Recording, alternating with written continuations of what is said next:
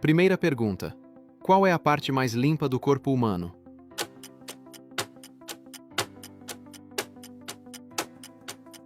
Os olhos. Segunda pergunta: quantos ossos o corpo humano tem?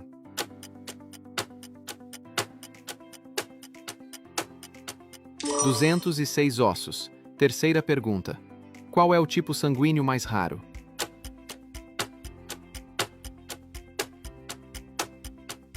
O sangue dourado.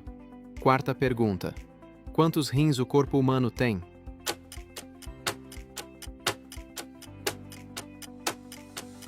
2 rins. Quinta pergunta: qual é o nome do médico dos olhos?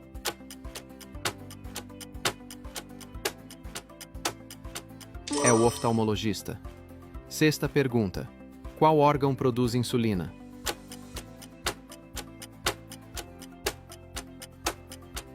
O pâncreas.